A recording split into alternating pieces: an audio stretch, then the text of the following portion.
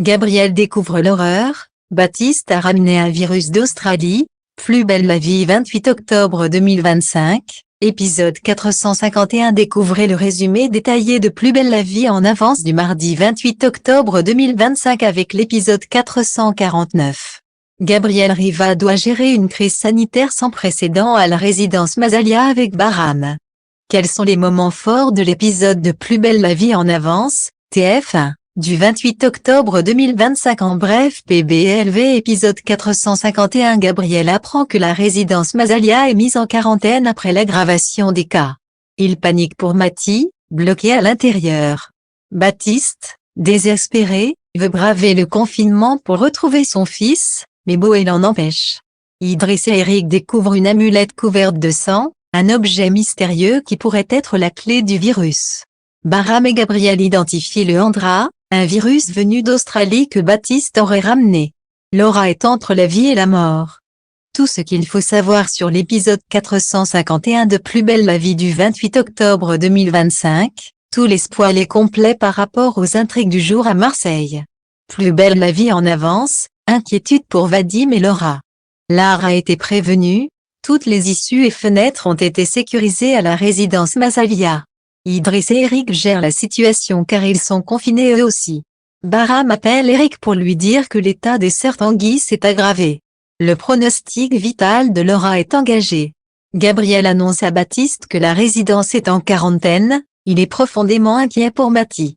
Il précise qu'il ne peut bénéficier d'aucun passe-droit pour aller le chercher. Boé tente de le rassurer et lui demande de faire confiance aux équipes. Mais Baptiste, rongé par l'angoisse, est prêt à tout pour rejoindre son fils. Jean-Paul refuse catégoriquement, conscient du danger. Noémie enregistre une vidéo de Mati afin de rassurer Baptiste. Yolande, attendrie, remarque que Noémie est très à l'aise avec les enfants. Elle découvre qu'elle a fait du babysitting pendant plusieurs années. Noémie confie qu'elle avait commencé des études de médecine avant d'abandonner, faute de niveau suffisant, mais si elle avait continué, elle aurait fait pédiatrie. Idriss trouve l'amulette de Baptiste sous un meuble de la résidence. Sur celle-ci, il remarque des traces de sang séché. Eric prévient aussitôt Bahram pour l'identifier. Basile, ganté, l'ouvre avec précaution, à l'intérieur, il y a du sang. L'ambiance devient pesante. Gabriel et Bahram demandent de mettre un masque immédiatement et de placer l'objet dans une poche stérile pour l'envoyer au laboratoire. Plus belle la vie 28 octobre 2025. Ariane est toujours enceinte. Léa remplace Gabriel au cabinet, mobilisée avec l'art. Elle reçoit Ariane, qui lui confie qu'elle n'a pas fait l'IVG. Elle explique avoir d'abord manqué le bon moment, puis avoir hésité, et maintenant, cela ne peut se faire que par une opération. Ariane, bouleversée, avoue qu'elle ne peut pas garder cet enfant à cause de son passé avec Zoé, qu'elle avait abandonné à la naissance. Elle ne veut pas briser leur fragile réconciliation. Léa lui indique qu'il lui reste 2 semaines pour mettre fin à la grossesse et prend le rendez-vous, tout en lui rappelant qu'elle peut changer d'avis jusqu'au dernier moment. Pendant ce temps, Vadim n'a pas repris connaissance.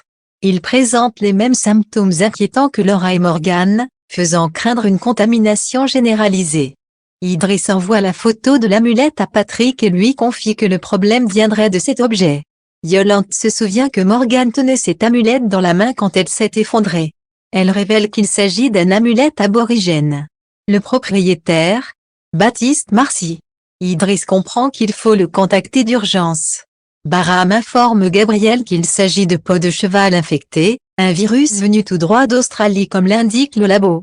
Gabriel réalise alors avec horreur que Baptiste aurait ramené ce virus mortel sans le savoir. Pire encore, le Andra, connu pour être l'un des virus les plus dangereux du monde, aurait peut-être muté. Gabriel rappelle à Bahram que ce virus tue près de 60% des personnes infectées.